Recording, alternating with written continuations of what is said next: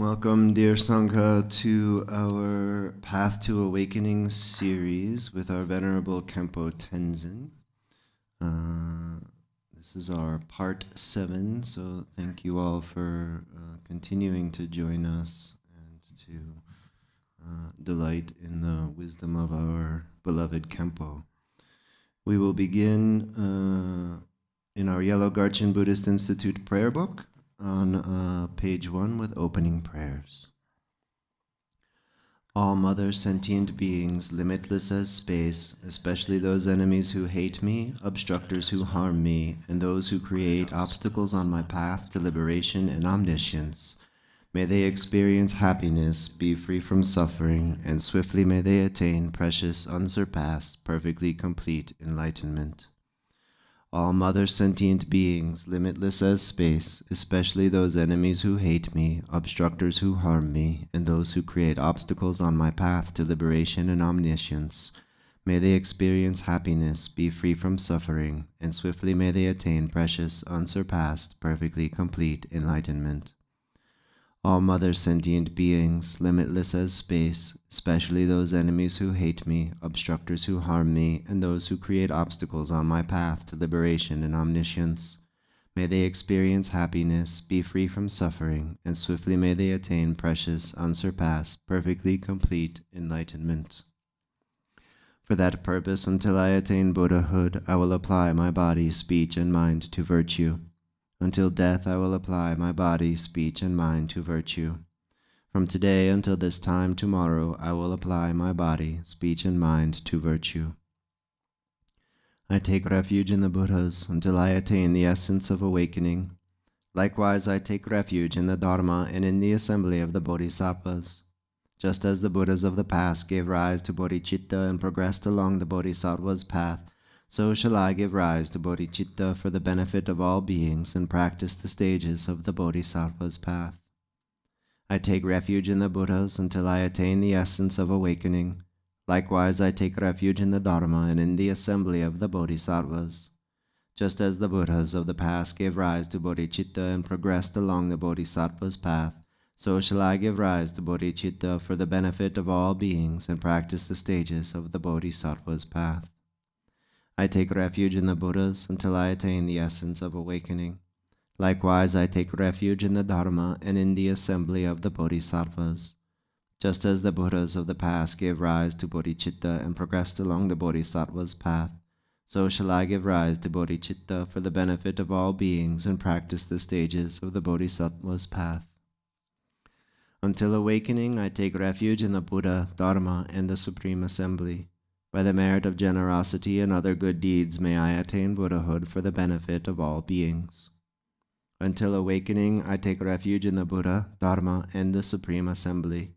By the merit of generosity and other good deeds may I attain Buddhahood for the benefit of all beings. Until awakening, I take refuge in the Buddha, Dharma, and the Supreme Assembly. By the merit of generosity and other good deeds may I attain Buddhahood for the benefit of all beings. May all mother sentient beings, limitless as space, have happiness in the causes of happiness. May they be free from suffering and the causes of suffering. May they not be separated from the happiness that is free from sorrow. May they rest in equanimity, free from attachment and aversion. May all mother sentient beings, limitless as space, have happiness in the causes of happiness. May they be free from suffering and the causes of suffering. May they not be separated from the happiness that is free from sorrow. May they rest in equanimity, free from attachment and aversion. May all mother sentient beings, limitless as space, have happiness in the causes of happiness. May they be free from suffering and the causes of suffering. May they not be separated from the happiness that is free from sorrow. May they rest in equanimity, free from attachment and aversion. An infinite array of worlds, each with 4 continents and the wealth of infinite oceans of realms. If I bring them all to mind and offer them without exception, please hold with compassion all the beings they contain. My body, enjoyments, and whatever I own, my aggregates, elements, and sense sources, my aspirations now and in times to come, as well as everything I grasp as mine, By offering them all, may I be blessed with the end of self-grasping. Completely liberated from the bounds of real and unreal, transcending the names and concepts of arising, cessation, and abiding, coming and going, affirmation and denial, the Supreme Mandala is the natural state. By offering it, may I be blessed to attain the state of Buddhahood. Om Guru Deva Dakini Ratna Mandala Pratifta Swaha. Namo. To the Guru, the utter purity of all appearance and existence, I offer all appearance and existence arisen as the primordial ground. I supplicate you, may the three realms be completely liberated. Please grant blessings to empty samsara from its depths. Lord, with 5 omniscient wisdoms, crown ornament, kind one with loving nature, precious protector of beings, heart of all Buddhas, inexpressible by words or thought, I supplicate you from the core of my mind. Bless me from within the state of Dharmata. Bless me to realize this mind primordially pure and unborn as the unfathomable Dharmakaya. Please turn the wheel of the Dharma, of the greater and lesser vehicles, and the teachings common to both, according to the dispositions and mental capacities of sentient beings.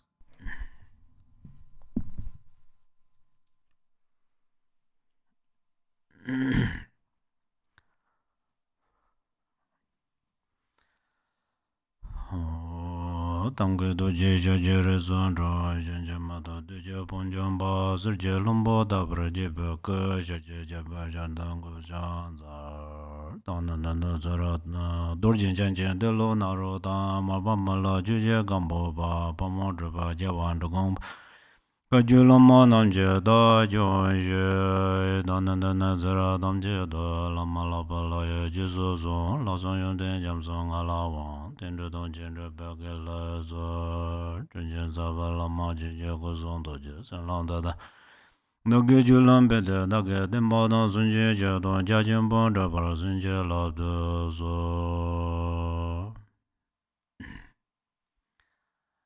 Good morning. There's my friends. Now we will begin to teach about Bodhicitta. As Shantideva said,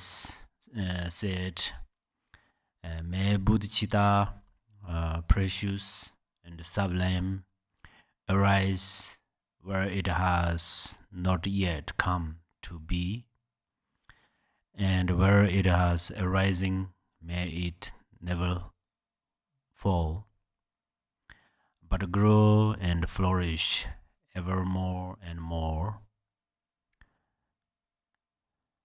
The reason we need Bodhicitta is that it is the fundamental essence of all Buddha Dharma. Bodhicitta is the cause of Sambhogakaya and Nirmanakaya after we attain and Dharmakaya. Bodhicitta is also the direct cause and condition for attaining the Dharmakaya. Without Bodhicitta, the fruition of the Vajrayana would have no benefit for oneself and others. So also Bodhicitta is extremely important in our mundane life. One who has Bodhicitta in their mind can benefit others directly and indirectly. They can care for their family and friends, their neighbors, and everyone else. Even the organisms in their body will have joy. Uh, we have to arise bodhicitta in uh, three main ways. Uh, these are training the mind in the four boundless qualities.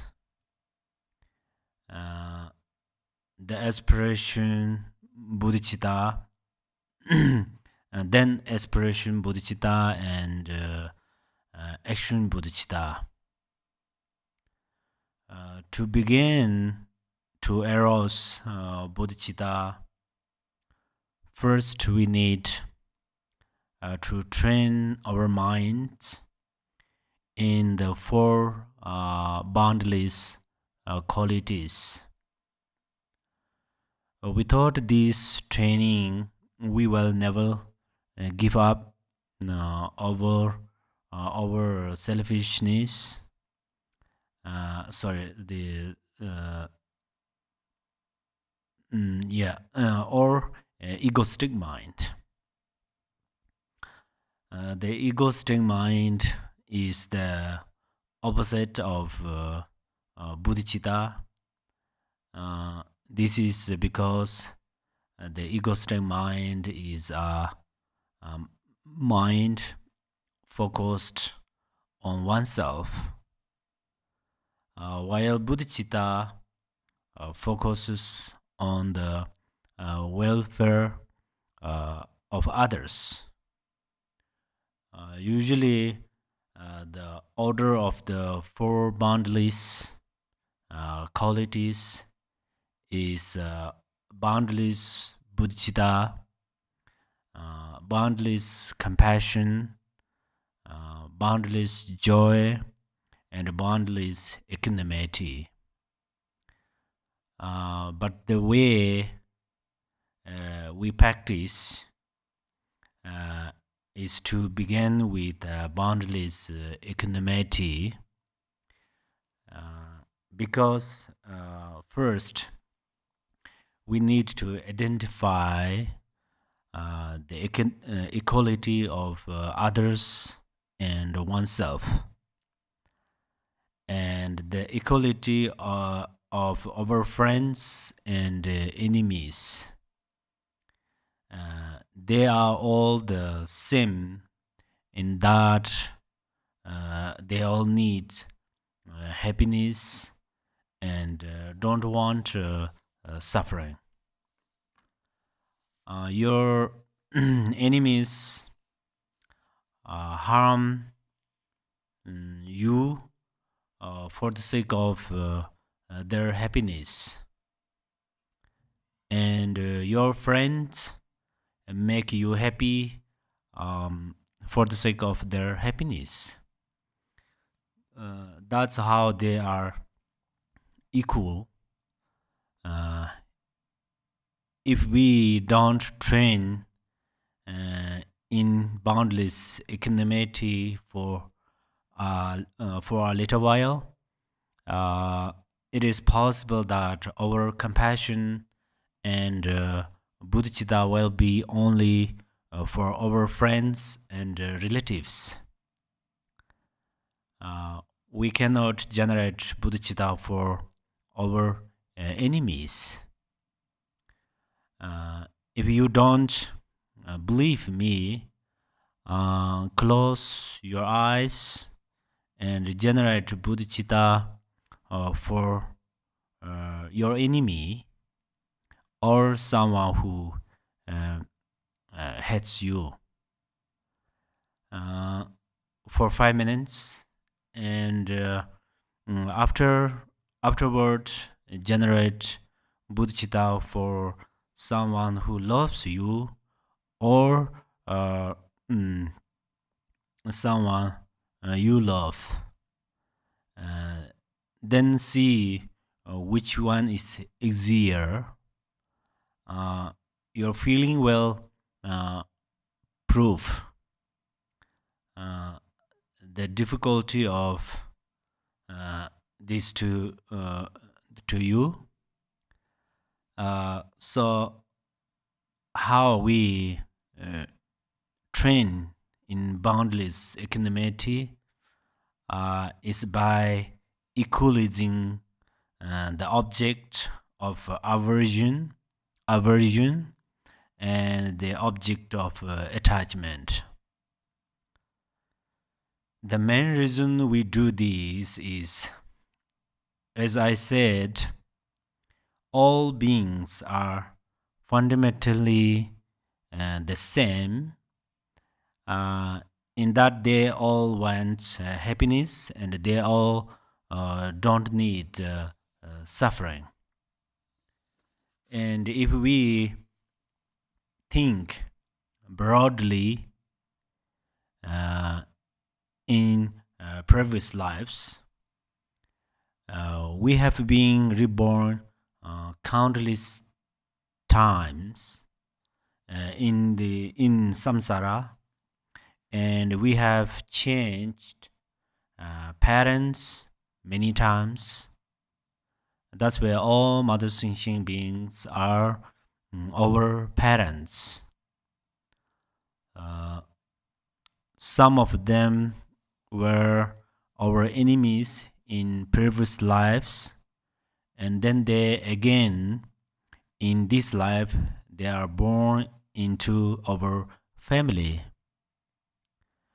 We call it collecting karmic debt. And then some who were our parents in the past take rebirth as our domestic animals like cats and dogs and so on. So there is a story that I shared one time of King Chisung Dipzin, who was king of Tibet in the 8th century. He had a daughter, princess Pema Tsal, who passed away when she was 7 years old. Then the king was so sad, and he asked Guru Pema Sambhava, my daughter Princess Pema Tsal had great karma because she was born as a prince. But on the other hand, her life was so short. So how could this be?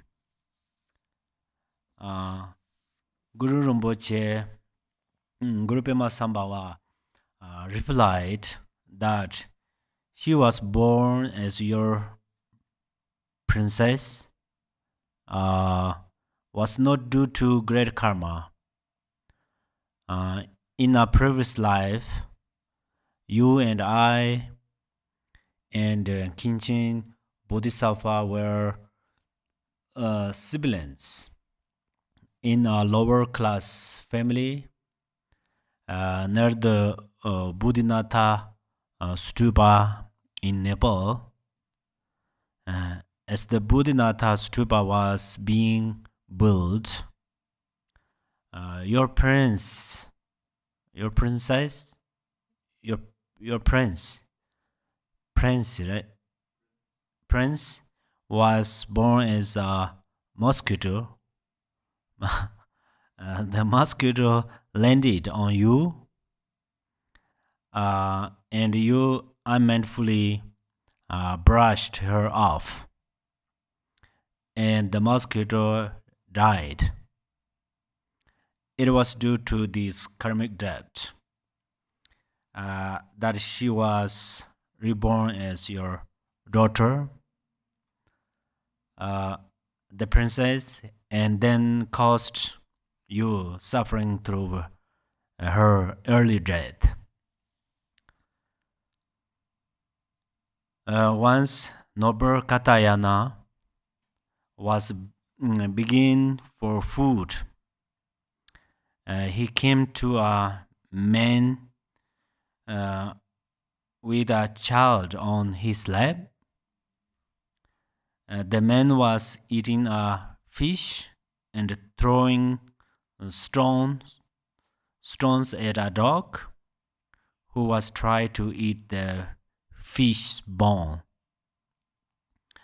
But Katayana saw with his clairvoyance that the fish had been the man's father in this life, and the dog had been his mother in this life, and the enemy he had killed in a past life was reborn as his child on his lap. So Katayana cried out,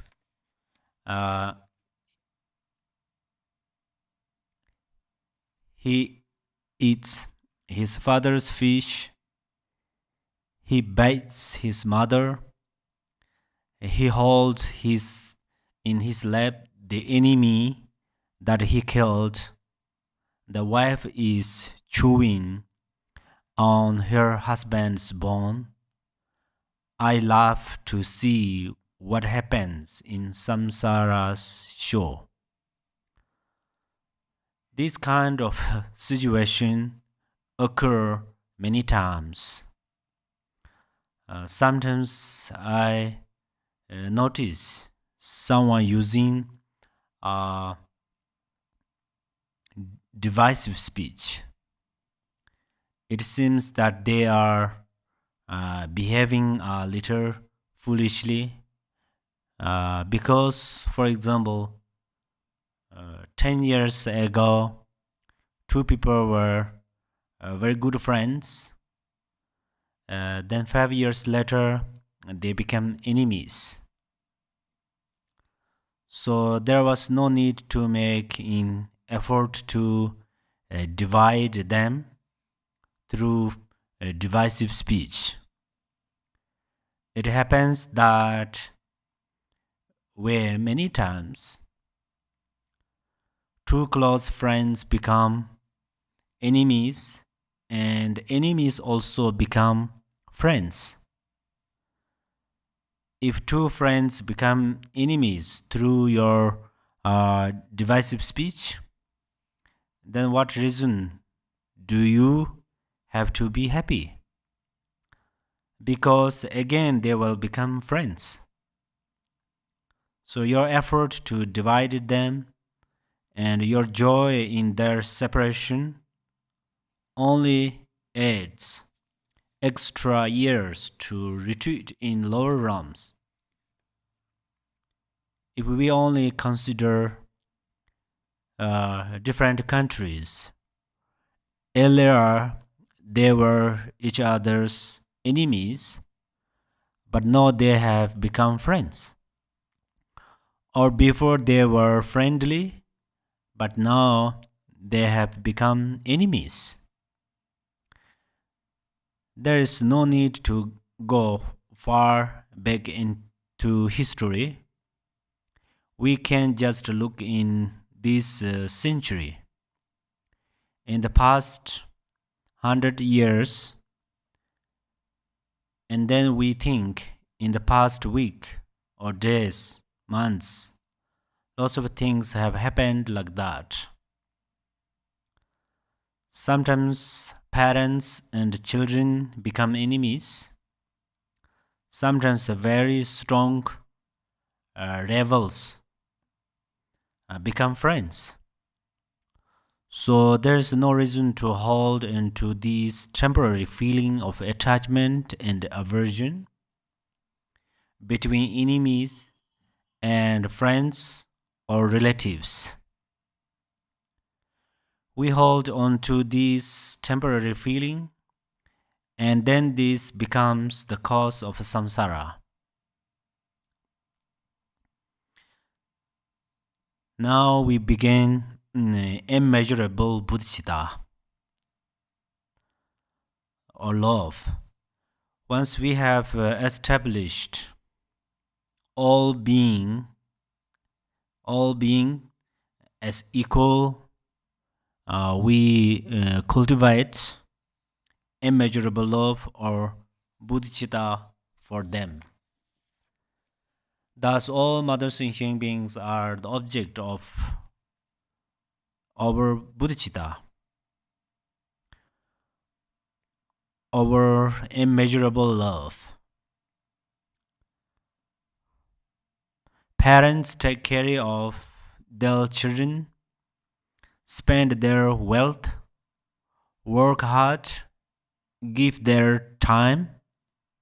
But even if these children act badly and never have regrets about it, their parents still care for them.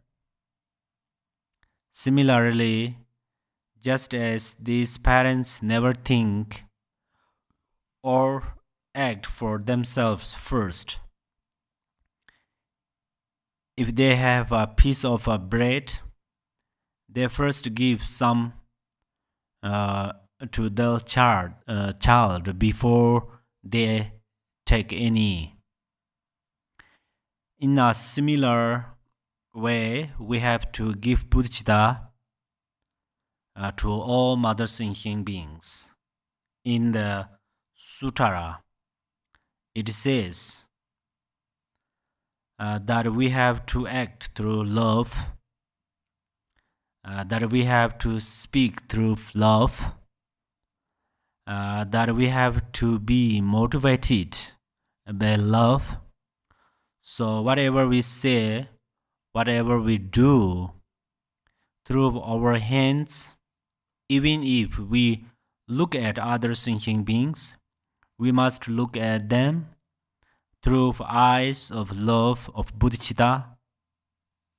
That's where Shantideva said, when you look at sentient beings, you look at them with honest and true bodhicitta.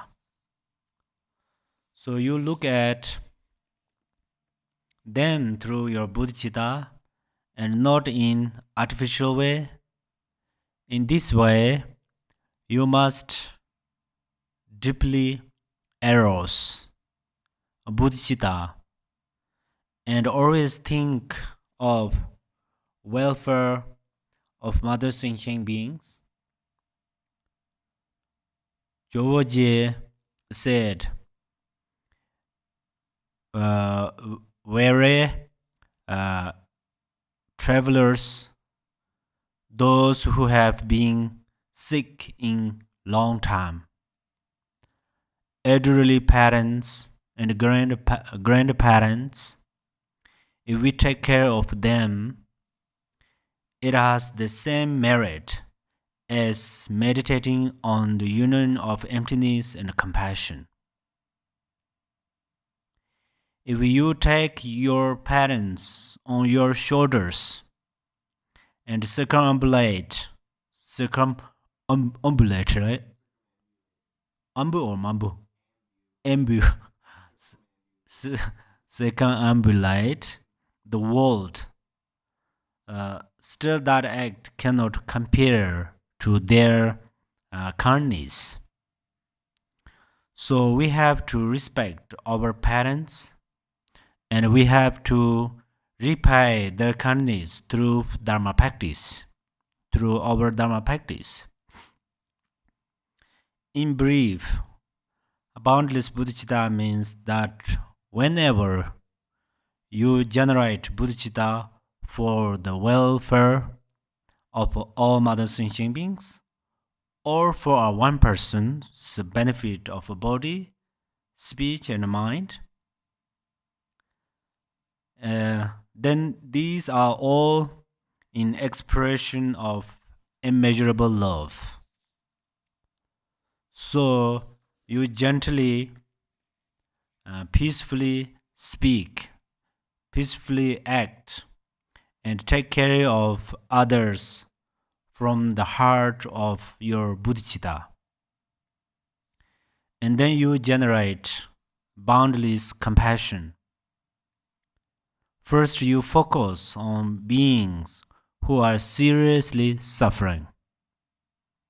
And you should think how happy you would be if these beings were free of their suffering.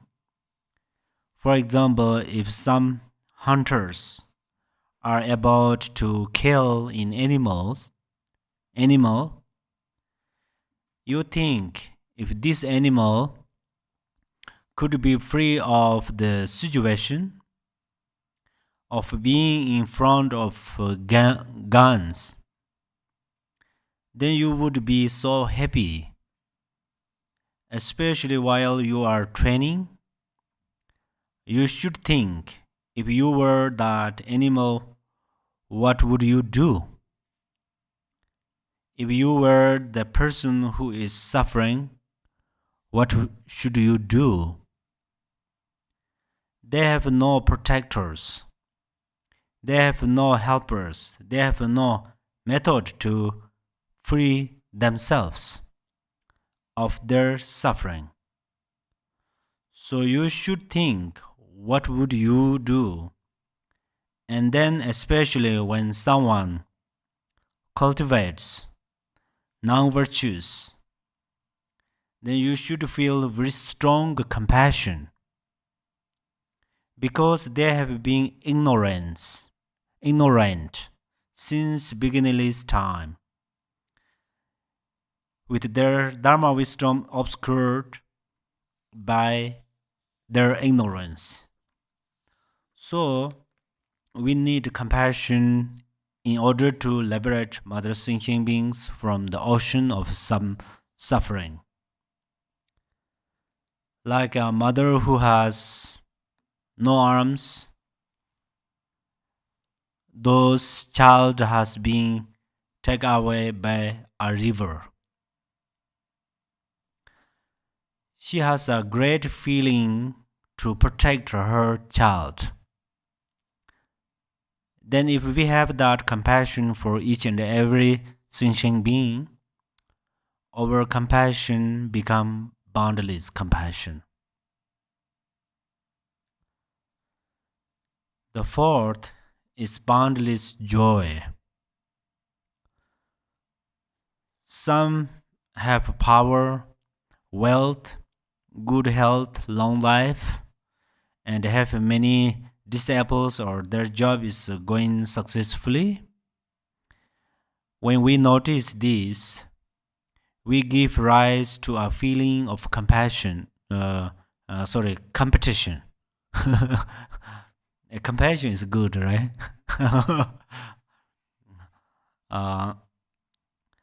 This feeling of competition arises through the power of jealousy.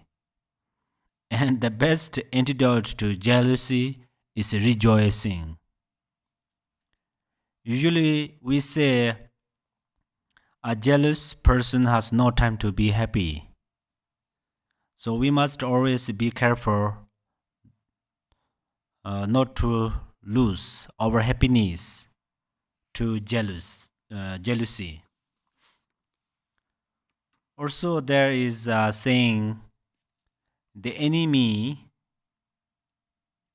and a small fire must be removed when they are small. After they grow, it is hard to conquer them. Our real enemy is jealousy. When jealousy arises in the mind, then we cannot see any good qualities in others. For instance, after Milarepa became enlightened, he became quite well known. And then at that time, some masters were jealous of him. Then Milarepa displayed many miraculous powers, but they could not see a single one of his qualities. That's why they never give rise to faith in him. Also, the Buddha Shakyamuni had two young cousins who were Sunkanasutara and Devadatta. They spent their whole lives with the Buddha, but they never saw a single one of his qualities.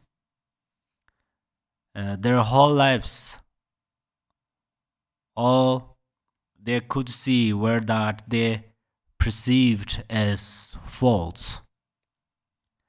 And they always try to compete with the Buddha.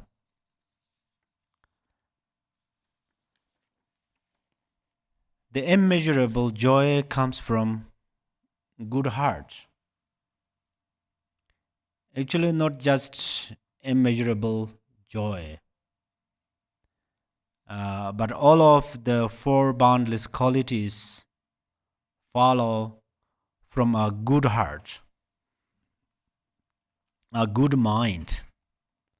So that's why once when George, when his arm hurt, he put his arm on his disciple, Dromtumba, and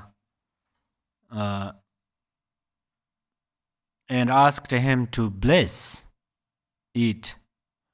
George said to him, "You have a good heart, so it has blessing and benefit." So George always thought that a good heart is very important, that the kindness of mind is very important. So whenever he gave instructions to his disciples, he often said, "Be a kind person. Keep a kind heart." Actually, in the Dharma, it says, when you have a good heart, then your path and surroundings also become good. If you have a bad heart, then your paths and surroundings also become bad. So everything is related to the kindness of your mind. So you should emphasize it in your practice and keep a kind heart always. So how is it that if we have kindness of mind, your path and the surroundings all become good? The paths are not always what is described in the Dharma, the five paths, but they also occur in mundane way too. There is a story of a mother and her daughter that illustrates this. This mother and daughter hold tight to each other's hand and cross a big river. They were both swept away by the river. As she was drowning, the mother only wish was, "May this river not take my daughter, but only me." And the daughter thought, "May this river not take my mom, but take only me." So they both kept a kind heart towards each other. And even though they both died in the water, they were reborn in the God realm. In brief, the kindness of mind is always of benefit in our lives. Even if you have a good heart for just an hour, then you enjoy yourself and are happy for 1 hour. If you have a kind mind your whole life, then your life is always a happy life. Whether you have good health and wealth or not.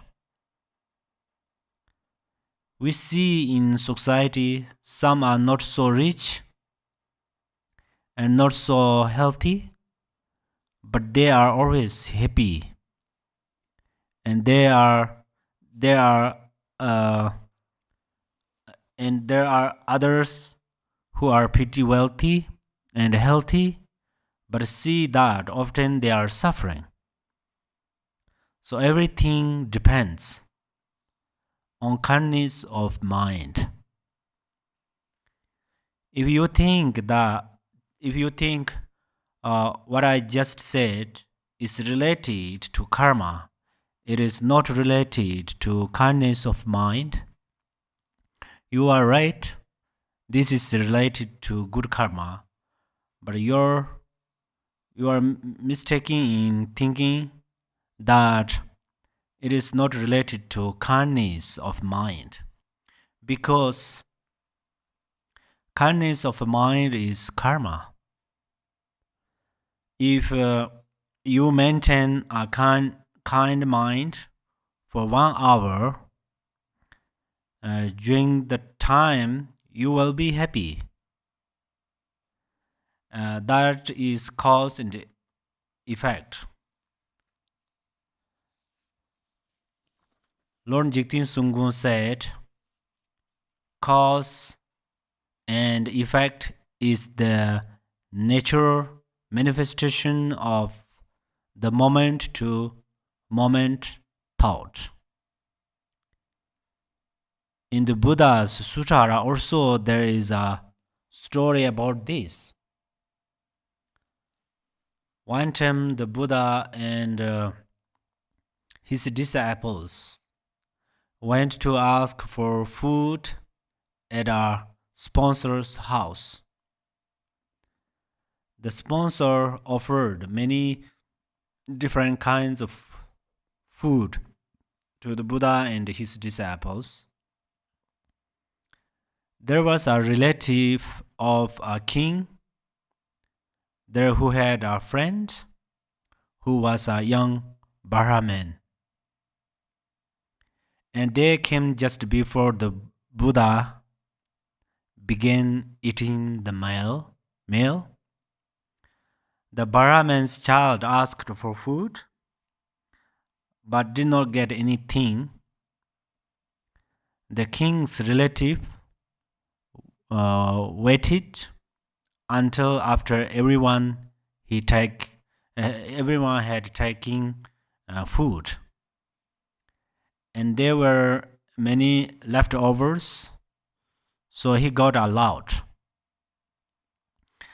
And then in the afternoon, they were returning to their homes, and the king's relative said, "If I had great wealth, I would always offer to Buddha and his disciples.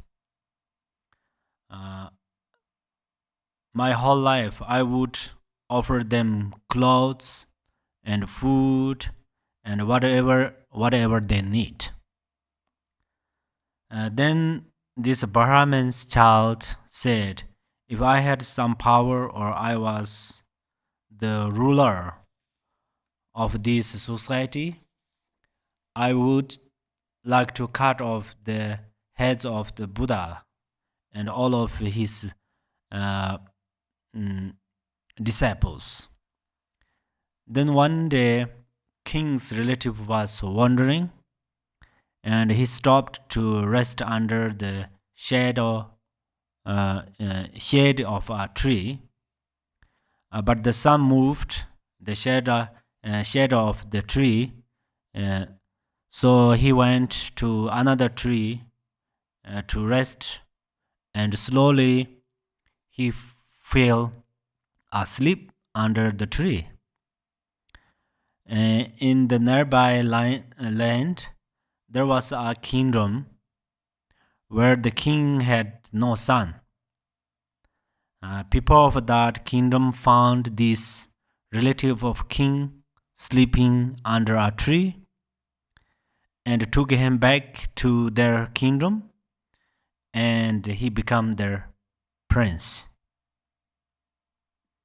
So Brahman's child, what happened is opposite of that. In brief, everybody loves someone with a good heart. For example, in my village, some children have a very good heart, and then all people, young children, everybody loves them. Sometimes another family would lose something, and then they would go find it and bring it back and give it to them. So everybody loves someone who does things like that. And then there are lots of benefits when ever we have a good heart. Just as immeasurable joy comes from a good heart, immeasurable love, compassion, everything stems from there.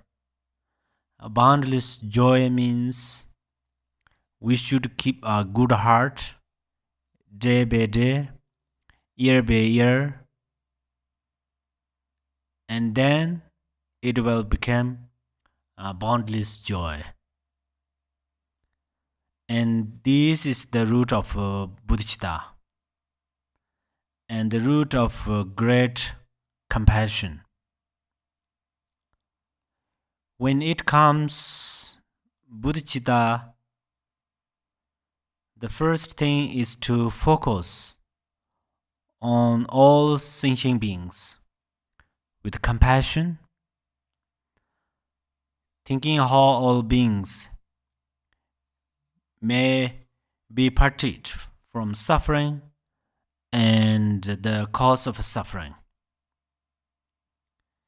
Secondly, we must focus on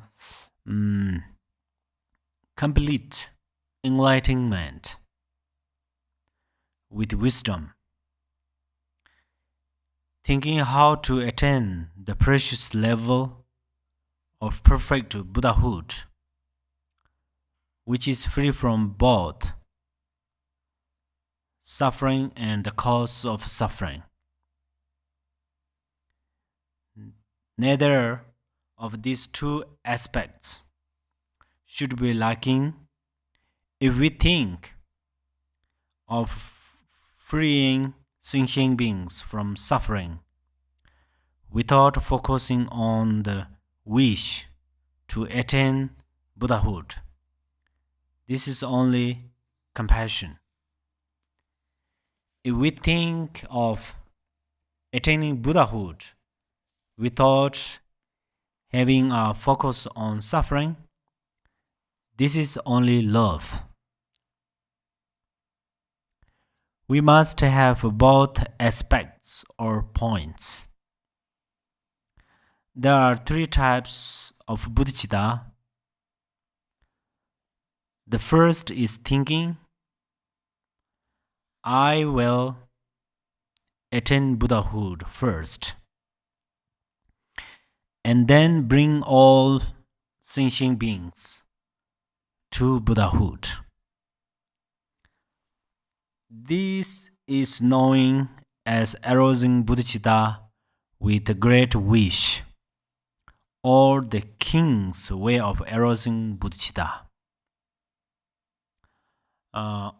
Wishing that you and sentient beings attain Buddhahood at the same time that you will not go first, leaving beings behind, but rather accomplish Buddhahood together is the boatman's way of arousing bodhicitta, or arousing bodhicitta with the sacred wisdom. Thinking that since beginningless time, I have acted out of a desire to achieve my own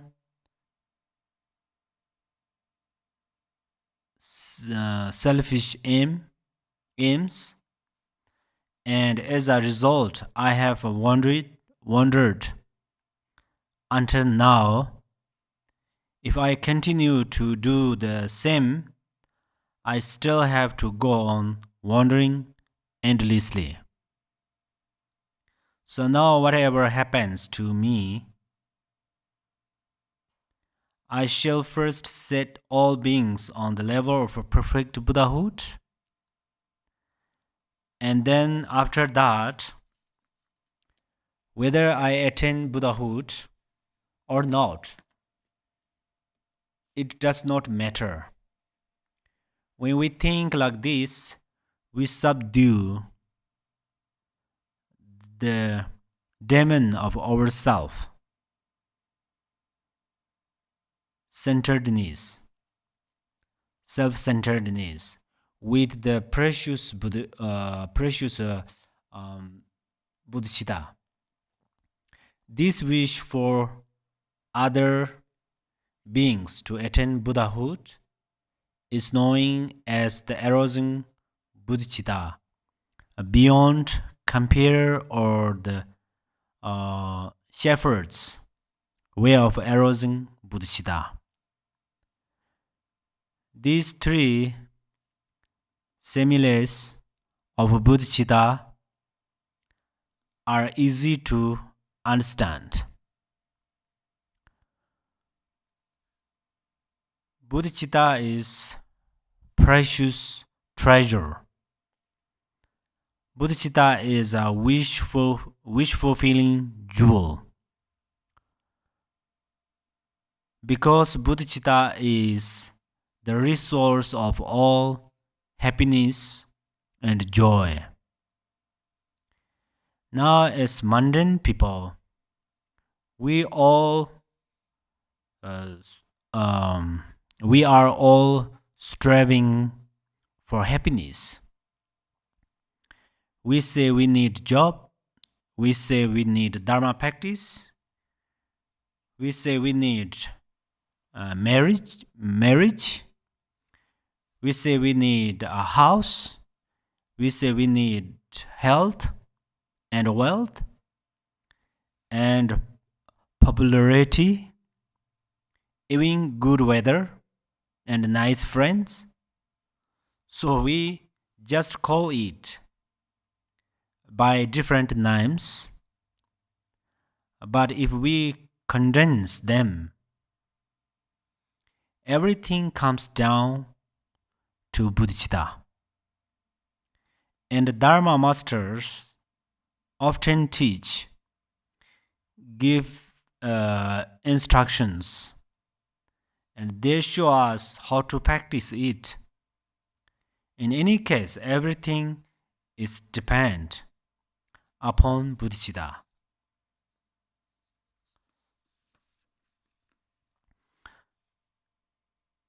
The Buddha taught 84,000 different scriptures, and each and every single word of the Dharma is combined with bodhicitta.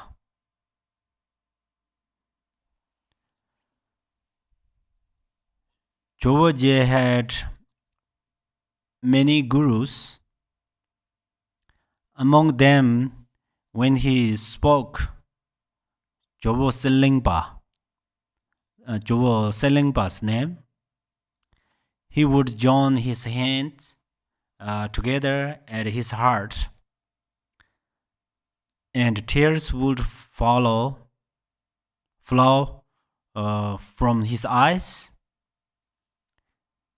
His disciples asked him, "You have many gurus, but when you say Chobo Selingpa's name, you have special feeling. Does he have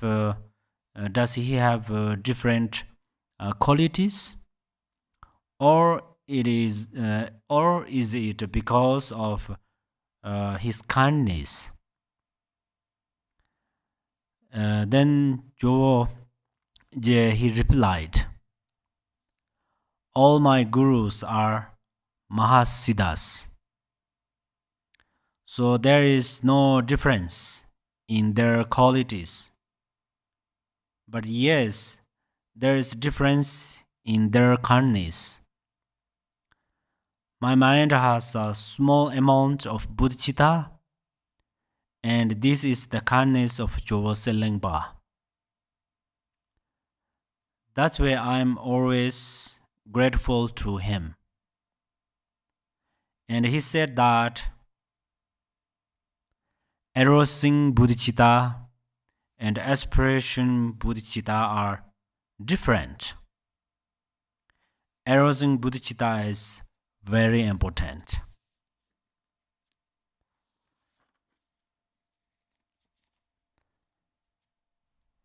Now we will begin to discuss how to arouse the bodhicitta of aspiration and develop applied bodhicitta. The first has 3 parts. We begin with equalizing oneself with others, then exchanging oneself for others, and finally placing others before self.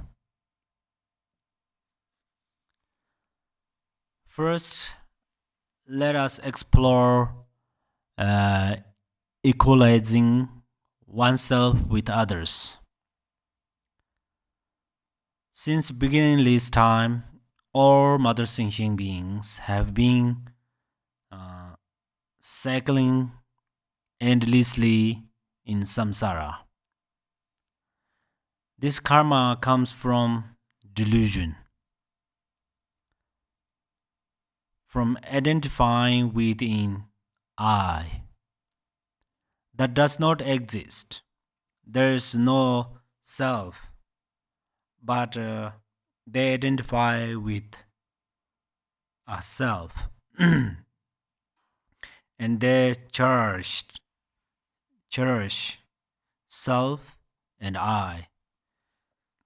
And the fruition of this is that right now, 24 hours a day, they wish for happiness, but they will not be happy for even a single moment. If even a small thorn or spark of flame touches them, they cannot bear it. Even a small mosquito bite moves them to kill. They cannot be patient with even these small sufferings,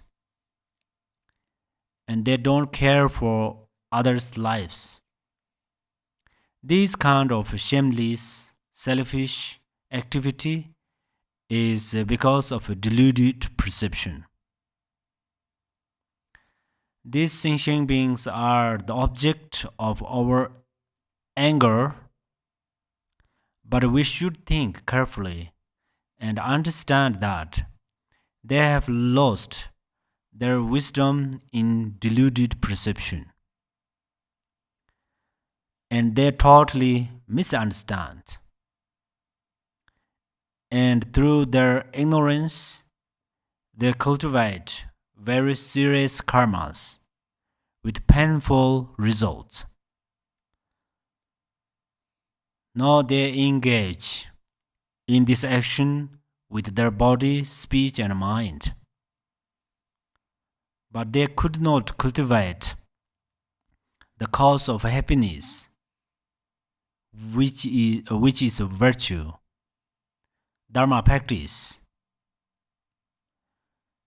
They did not know that the cause of suffering are non-virtue,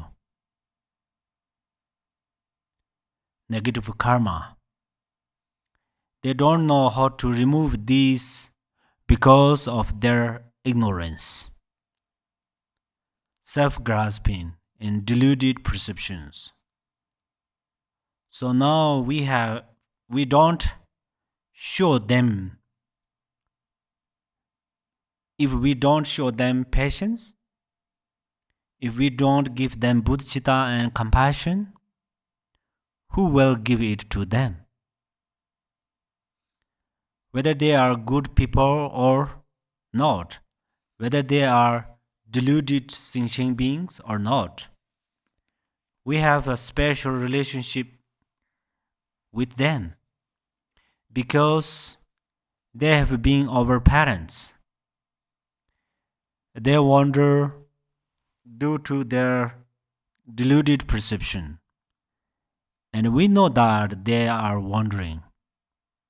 So then we have to give them bodhicitta and take ourselves as an example. We should think what I need, they also need. When the weather is cold, I need warm clothes. When the weather is hot, I need thin clothes. When I'm hungry, I need food. When I'm thirsty, I need water. It is the same for others, including all four-legged and hundred-legged animals and insects. So, enemies and friends, they equally need happiness. Your friend does not need even a small single bit of suffering, and it is the same for your enemy. In brief, all these mother sentient beings need happiness. So we should create happiness for them. How to create happiness for them? We should. There are many methods to create happiness for them. Among them, best thing is we introduce them selflessness, emptiness.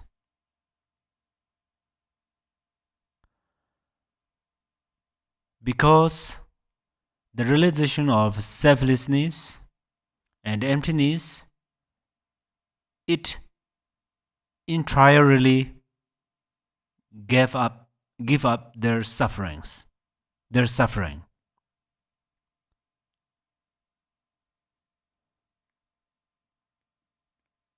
So if we help them through food, clothes, water, it is also a benefit for them. So we will uh, generous practice generosity continuously.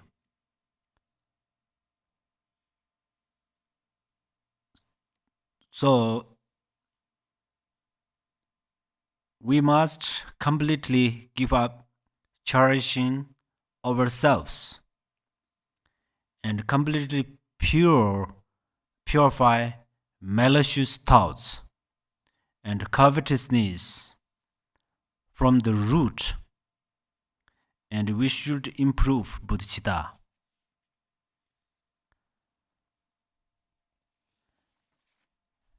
As when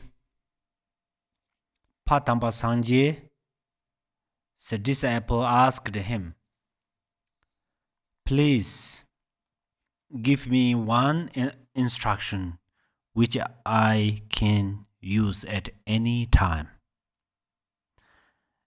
He said, "What you want, others also need." So always keep this in your mind and practice in this way. That means practice equalizing oneself and others.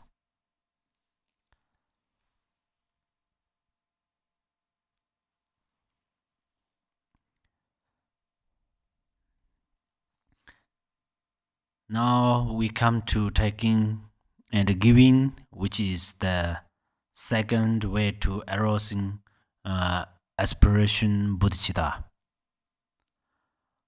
For this, you can visualize living beings who are suffering from disease or other obstacles. And then you breathe out all your virtues, merit, and all your help and benefit, and dedicate it to that being or person. And then that person, the suffering and problems, you take in with your breath. And that is what we call practice taking and giving. You should meditate in this way continuously with your in and out breath. And sometimes you may feel that you are really suffering yourself. And at that time, you should think that all mother thinking beings of the three spheres also have this kind of suffering.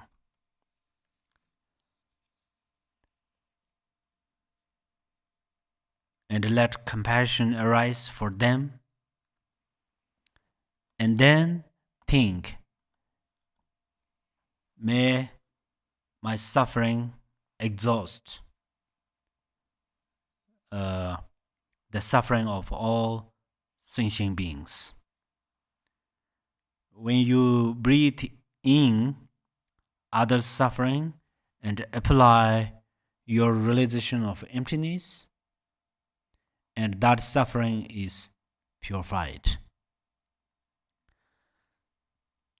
Then the suffering of all those mother thinking beings is purified into emptiness.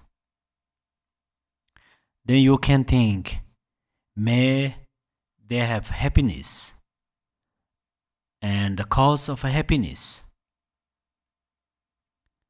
And when you are feeling good and happy, at that time, dedicate your happiness, merit, and good karma to others, which means you should think, if others had my happiness, my good health or wealth, I would be so happy. May all beings have what I have. So the practice of taking and giving is very essential for practitioners, especially practitioners of the great vehicle. When bodhicitta arises for just a moment, it purifies eons of non-virtues, and it blocks the door to rebirth in the lower realms. So it is very important to keep practicing in this way. An example of the benefit of this is in one of Buddha Shakyamuni's previous lives, where he pulled a cart in the hell realm, and one of his friends, Kamarupa, and they pulled this cart, which was very heavy, and both of them were very weak. They could not pull it very well, and gardens of hell held fiery weapons and tortured them,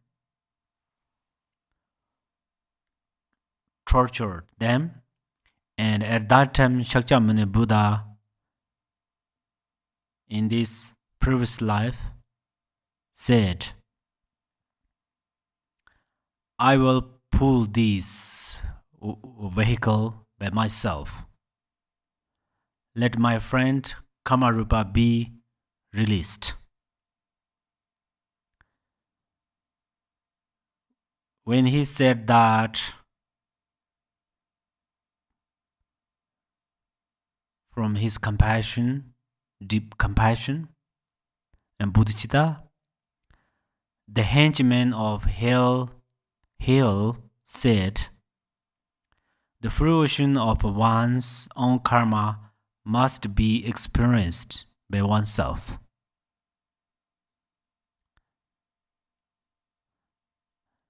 This is true, right? For example, if you have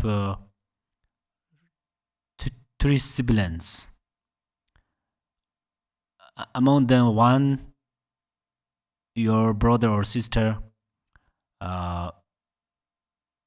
became like a murderer or something, then he or she need to go to the jail.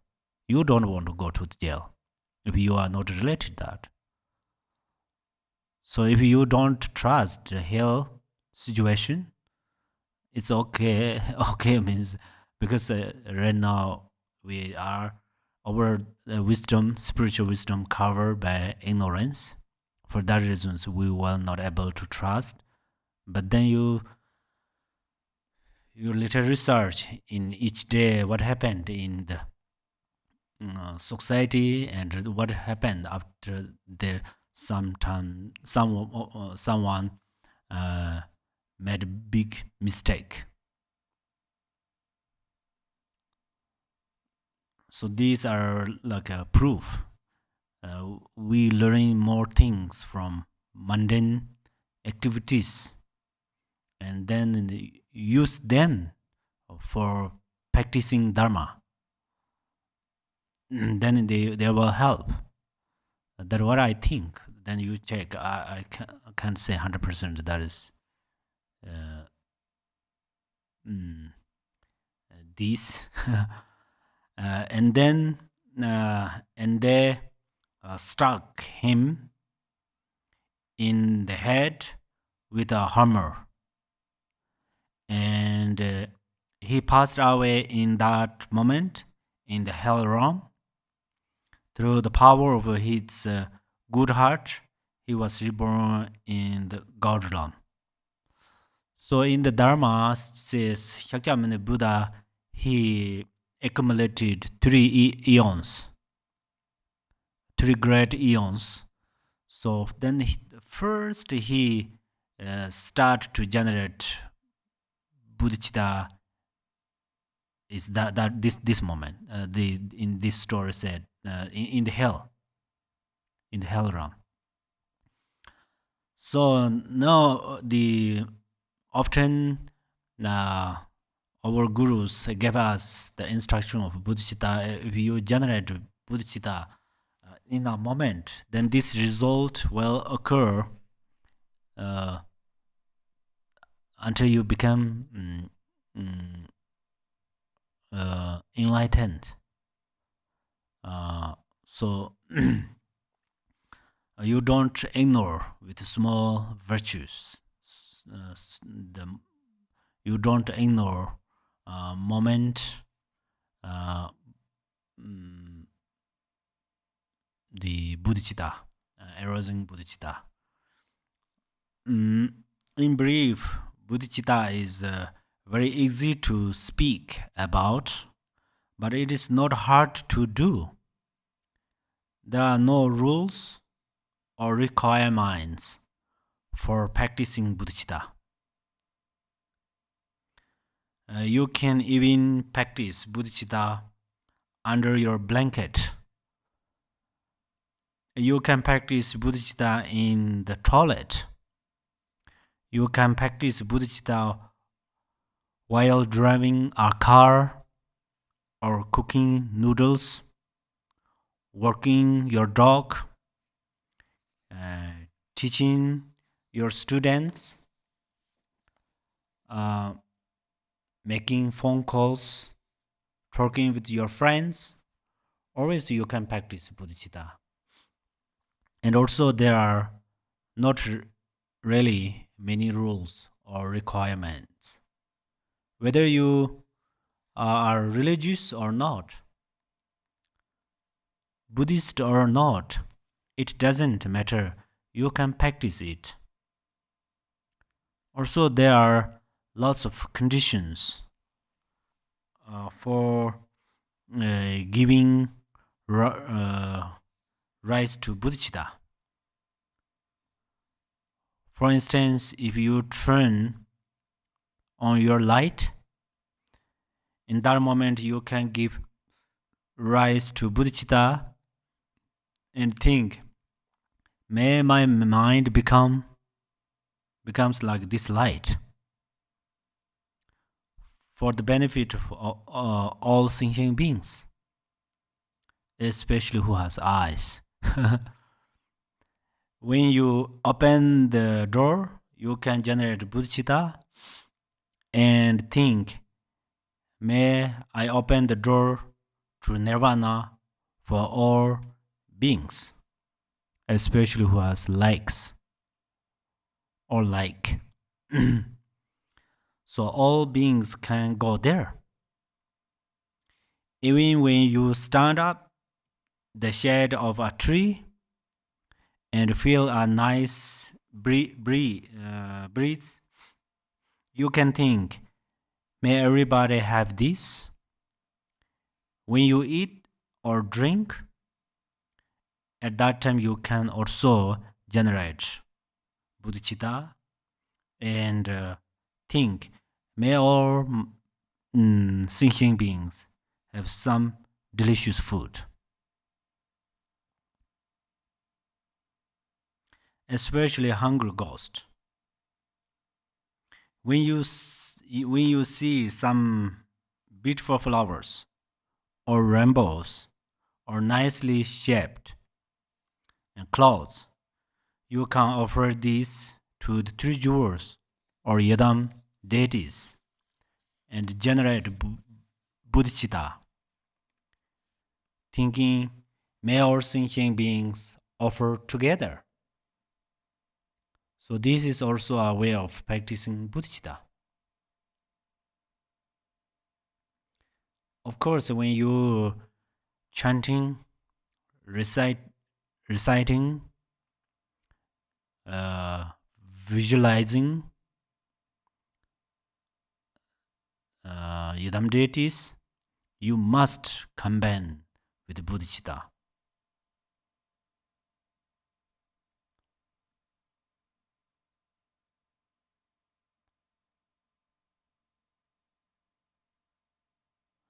Bodhicitta is opposite of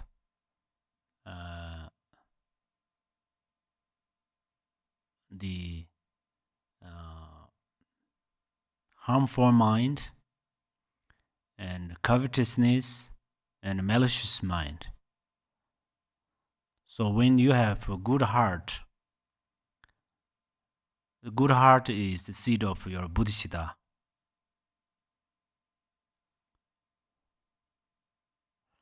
So there, Tibetan has a song. It says,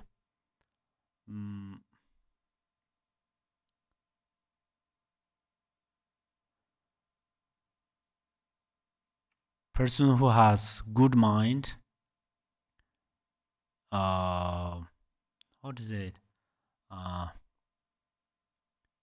They sing a song. This is a virtue. Person who has a malicious thought, whose chanting is also non-virtue, similar like that. So it is pretty meaningful. Anyhow, and also we should know that we are bodhicitta practitioners actually, because when we refrain from harming others, this is also practicing bodhicitta. When we do not interrupt others' meditation and practice, this is also bodhicitta. In brief, there are lots of conducive conditions for practicing bodhicitta, and everybody can do it.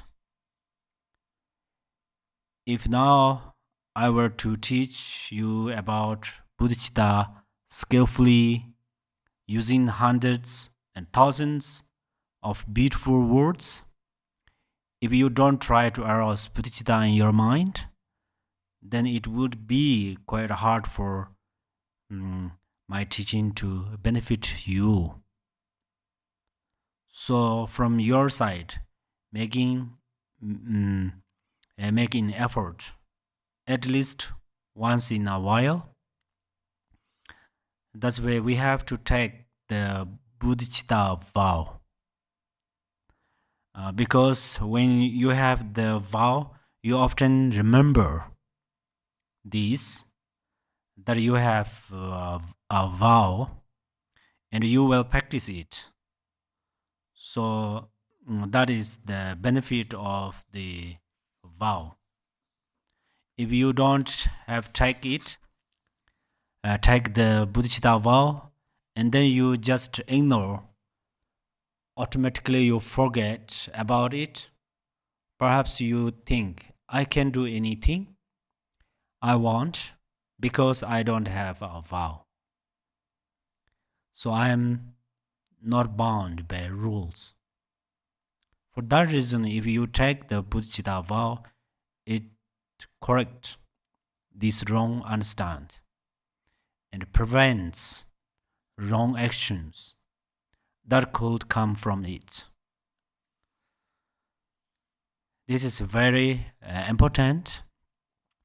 Actually, the benefit of bodhicitta was described by Shantideva.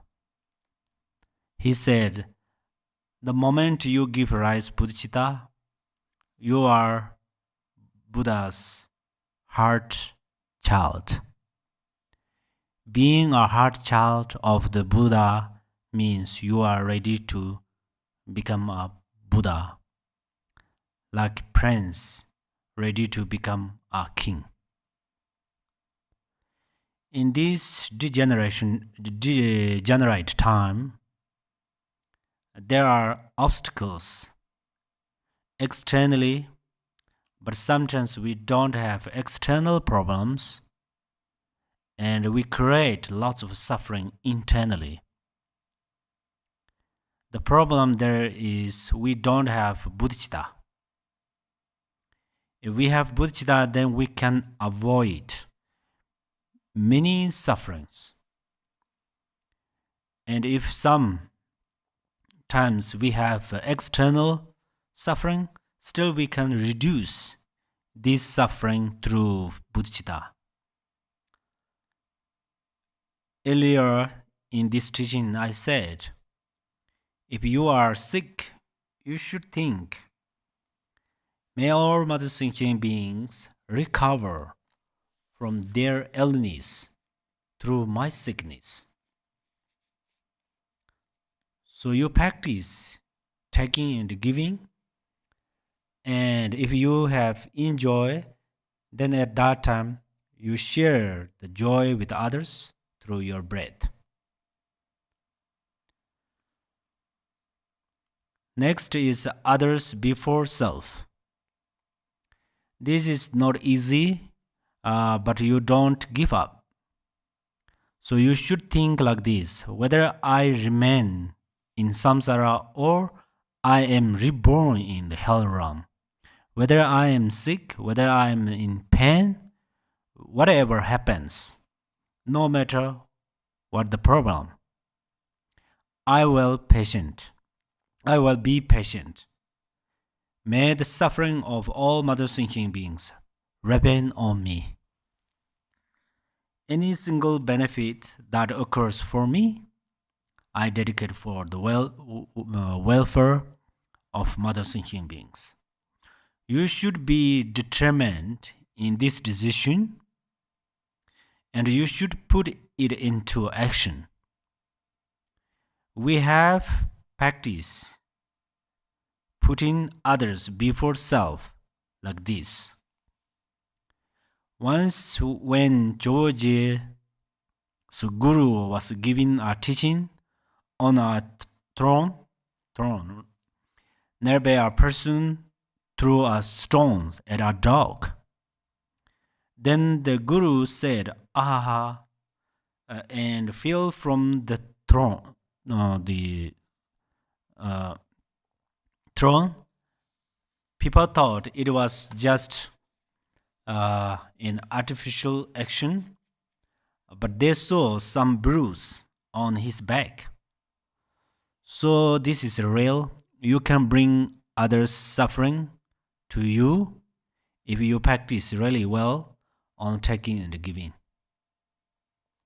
And also there is a story of Bodhicitta.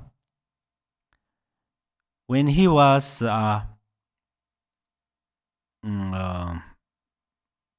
Pandita, at that time near his place of practice, there was someone who was very ill. That person's doctor said if the person were to have some human flesh from a life, human, he could recover from his illness. Otherwise, he would not be able to recover. So, it seemed this person had no chance to recover because he would not get living human flesh. And then Bodhicitta heard of this, and he said, if human flesh can benefit this person, I will give him mine. And then he cut a piece of his flesh and gave it to the sick person. But at that time, he had not realized emptiness, and for that reason he was in a lot of pain. But he never regretted what he did. Then he asked the doctor, is the patient getting better? And the doctor said, yes, this patient is getting better. But now you are in pain.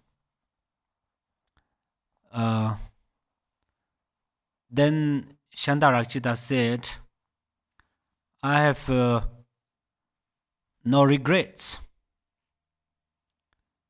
So he had strong bodhicitta. So he never regretted that. That's why in the night he had a dream.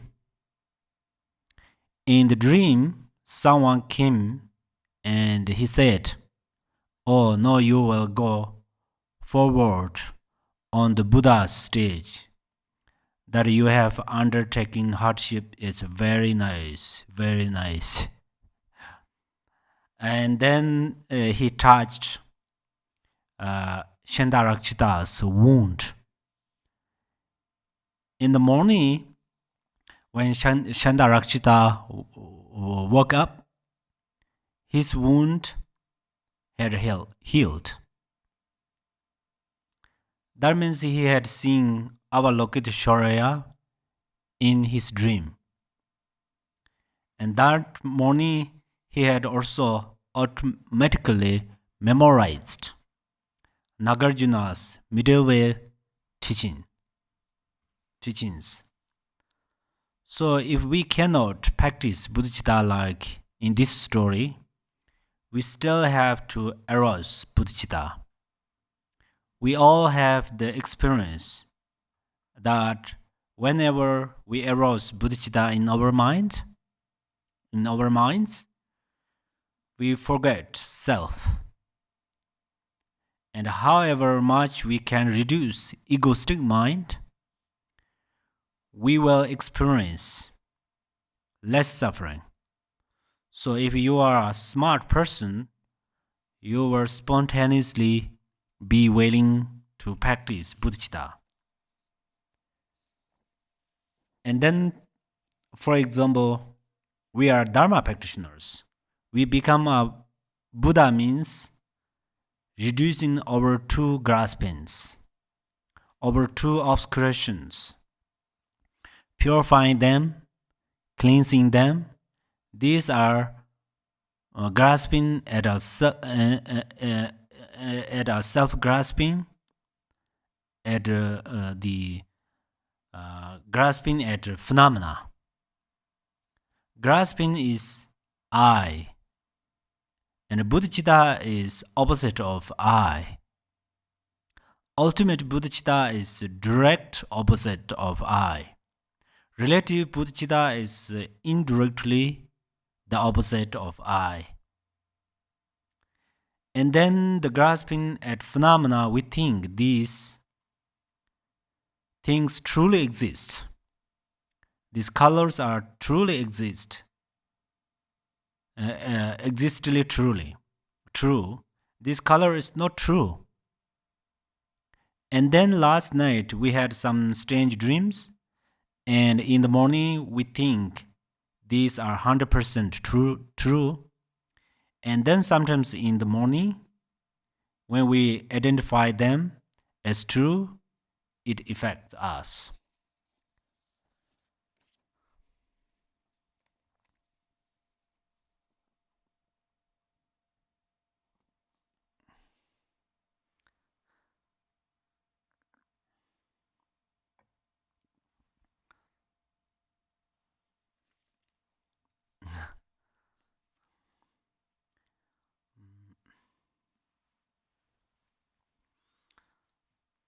So, I will share with you a story about when I was a child. My family had some baby yaks, and so at night we would go to the mountain, and we already had the idea in mind that after sunset, ghosts appear. In that daytime, we saw some trees. During the day, we didn't pay attention to them. But at night, even though the moon was not so clear, we could see that trees a little bit from far away, and we thought that there were some ghosts. And we looked carefully, and it seemed like they moved, that they were even coming towards us. This is made by mind. There was actually no ghost, especially daytime. Similarly, if we realize emptiness, then we realize everything is made by mind. And this realization of emptiness is bodhicitta, ultimate bodhicitta. Because ultimate bodhicitta is the wisdom. So when we become enlightened, we should become enlightened through bodhicitta. The two bodhicittas, relative bodhicitta, it purifies. If you are going to clean the temple, you bring vacuums or brooms, and you clean it today, but tomorrow again there is dirt and other things. So you do it again tomorrow. This is what we call a relative bodhicitta practice. A relative bodhicitta is like a ladder to go up the roof of the house. We first have a practice relative bodhicitta. When we practice relative bodhicitta, then slowly the realization of ultimate bodhicitta arises. And when we realize ultimate bodhicitta, then we improve it until one day it is complete in our minds. Then we become Buddha. So bodhicitta is the principal source of joy.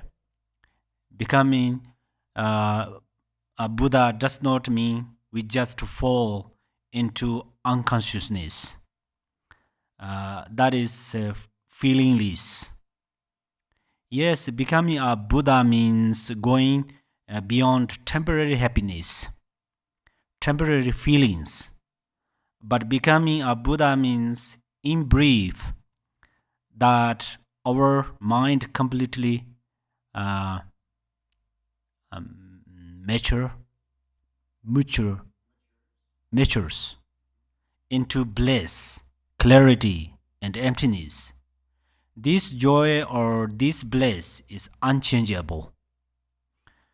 It is a very certain, and it is come from bodhicitta, especially relative bodhicitta.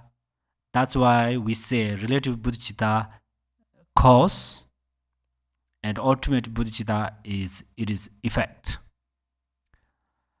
So right now, promote your bodhicitta, practice bodhicitta through your body, speech, and mind, and then you become Buddha. Your mind is joy, your mind is clarity, and your mind is emptiness.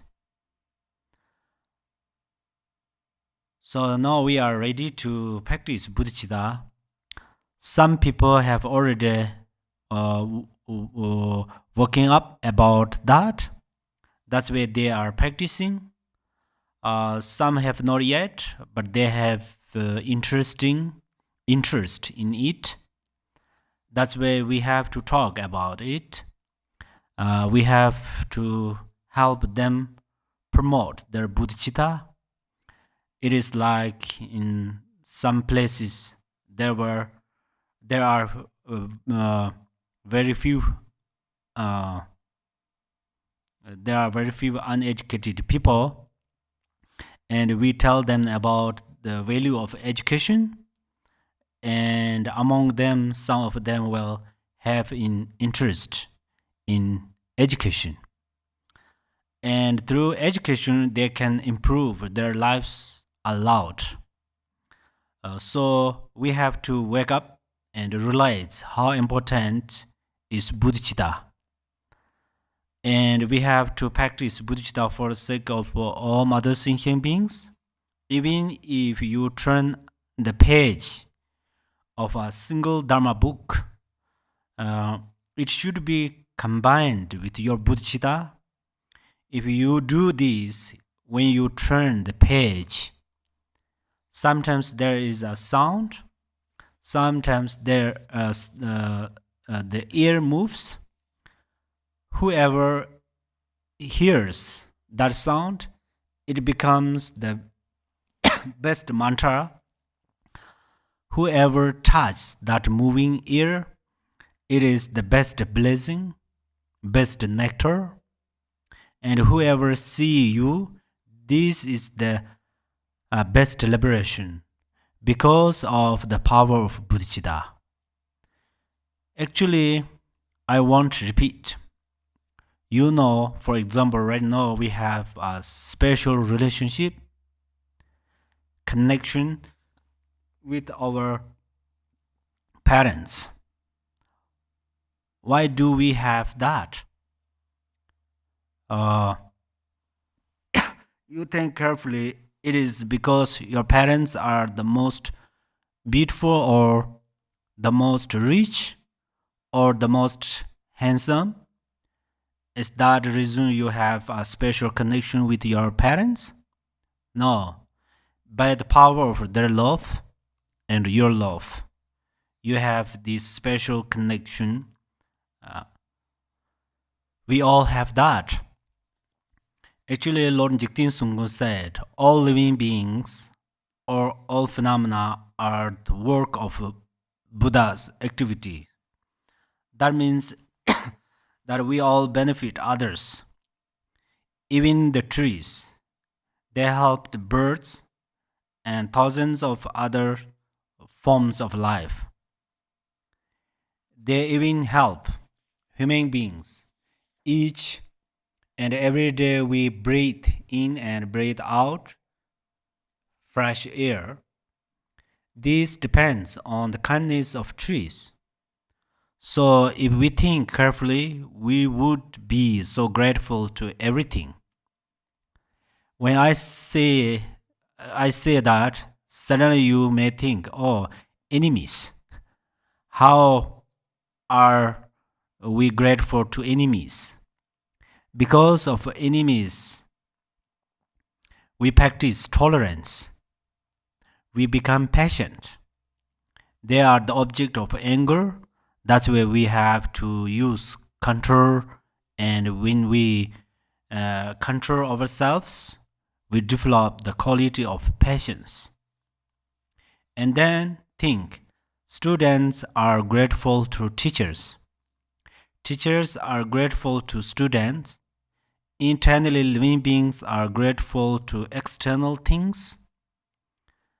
We think we are so grateful for the sun.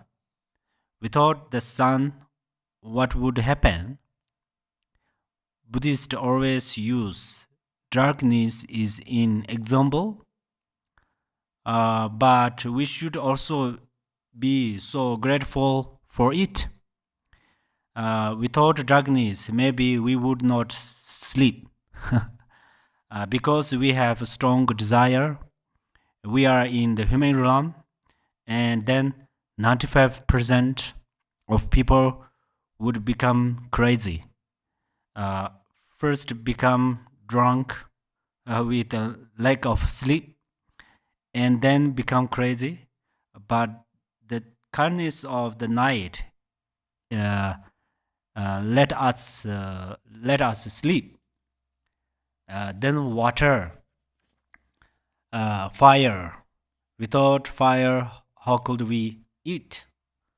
Without water, how could we shower? How could we clean things? So they benefit us.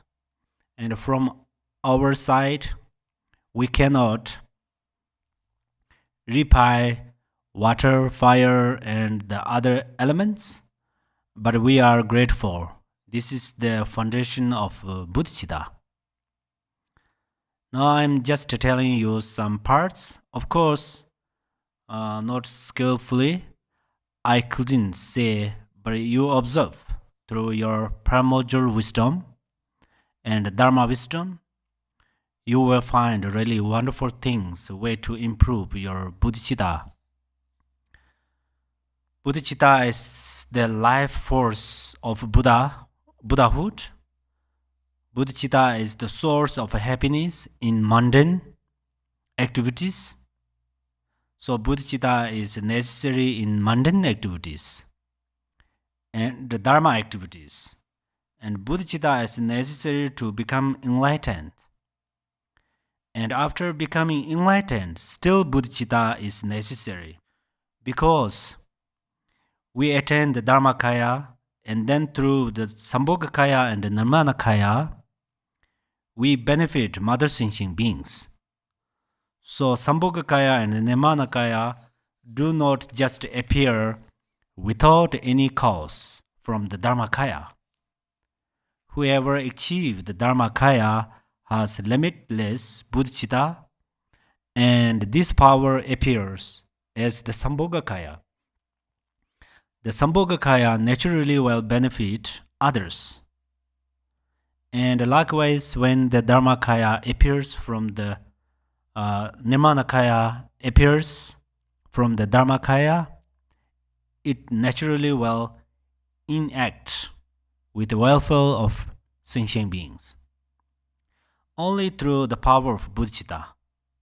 Then your natural state of mind is bodhicitta. Your primordial wisdom is bodhicitta.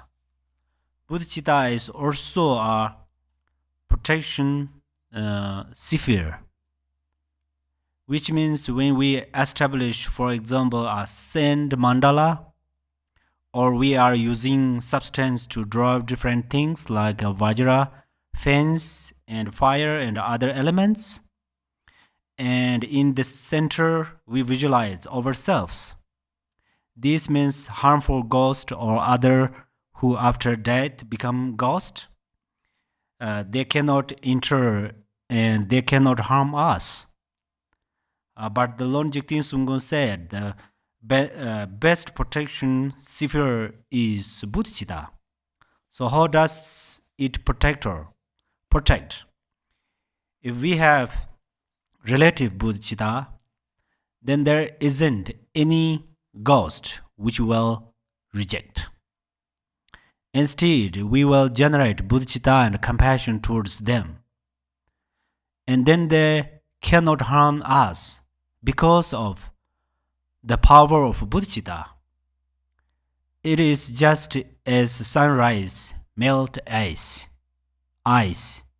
Similarly, in front of bodhicitta, their mind, their harmful motivations melt,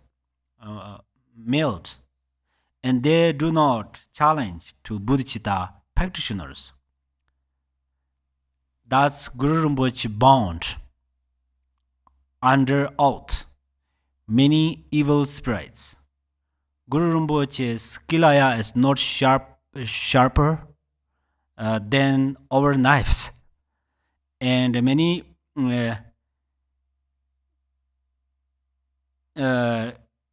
maybe he did not know kung fu,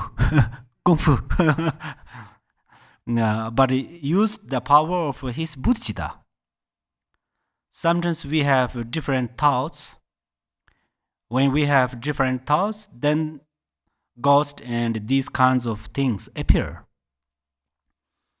And then they will harm our life or health or wealth or whatever. So when we arouse bodhicitta, first we can remove these thoughts. Then if we don't have these thoughts, then actually there are no ghosts. And even if there are ghosts, they cannot harm us. It is like if you stay with someone and they use some harsh words towards you. If you do not reply with your body, speech, and mind, so you do not react in any way, then at last they have nothing to say. Sometimes it happens that way. So similarly, bodhicitta is the best protection sphere. Then on the ultimate level, of course, bodhicitta is a very special protection. When Yogi Milarepa stayed in a cave in a mountainside, some ghost came there. First, he tried to kick them out through the power of a mantra and so on. He said, "Peg," many times, but they only come closer and closer to Milarepa. And then one of these ghosts said, "If you don't clear away the ghost in your mind, then you will not be able to kick me out." Actually, these were not real ghosts, but this happened for practitioners when they gain some experience in practice. Then their yidams or protectors test them and check what level the practitioner has reached. That's why this strange appearance occurred. So in any case, Milarepa said that was a great instruction. Whenever he have this experience, we have to purify our thoughts first. That means everything is our mind. And whatever appears is the miraculous display of our mind. So then, what is the relationship between relative bodhicitta and ultimate bodhicitta? The relation is that when you generate relative bodhicitta for a few people or a few animals at first, then you make it vast and vaster, and then your bodhicitta becomes immeasurable bodhicitta. And when your bodhicitta becomes immeasurable bodhicitta, that means you are very close to realize ultimate bodhicitta. If you don't have the experience of boundless bodhicitta, ultimate bodhicitta will not be able to arise. For that reason, we practice relative bodhicitta continuously. And then, when you reach ultimate bodhicitta, then this ultimate bodhicitta has two aspects. Appearance, which is boundless bodhicitta, because it provides all mother sentient beings. And then the nature of this bodhicitta is emptiness, clarity, and bliss. Through relative bodhicitta, we will achieve ultimate bodhicitta. Ultimate bodhicitta also means non-duality. So when we have attained ultimate bodhicitta, we will become enlightened. When bodhicitta completely blossom, we call it Buddha. There are two parts to the meaning of bodhicitta. The first is to purify the obscuration of afflictive emotions and the cognitive obscurations. And then the second part of meaning is accomplishing omniscience, lucidity, bliss, and intrinsic awareness. In the Manjushire Namasankirti, it says, we become Buddha in a moment. To become Buddha also means that we transform our minds into peace, happiness, and joy, out of sorrow and suffering. When we arouse bodhicitta in our mind, at that moment we are liberated from suffering. But why again do we fall back into samsara? Because we could not yet purify these imprints of our negative karma and suffering. We are like the sun covered by clouds. And then the clouds move and the sun shines. But then a moment later, another cloud covers it. Similarly, in samsara, when we give rise to bodhicitta, we will become Buddha at that moment. But then again, we return to ordinary perceptions and thoughts. That's why we still remain in samsara. But then if someone asks you, what is the proof that you have Buddha nature and you will become Buddha? This is important. What is the proof that you will be able to become a Buddha? The proof is that momentarily when we practice bodhicitta, we are liberated from sorrow and suffering. This is the proof. The difference between the Buddha and us is that Buddha completely purified these cognitive and emotional obscurations and all grasping and ignorance, everything. These are the difference. Otherwise, we are the same. So always our gurus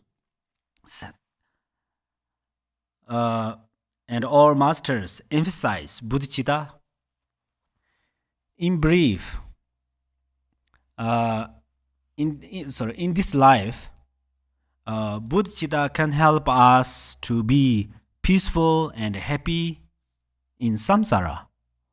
All good qualities also come from bodhicitta, and bodhicitta magnetize others' good qualities, because whenever we have bodhicitta in our mind, we are not under the influence of attachment and aversion. So we can perceive others' qualities.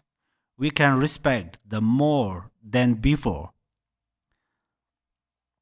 And when we see some people suffering, at that time we will not see their faults.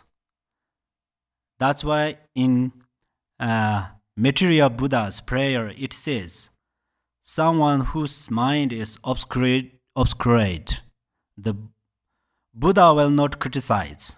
That means the Buddha knows this person has lost their freedom because of his or her afflictive emotions. So if we have bodhicitta, there are big difference in how we see others.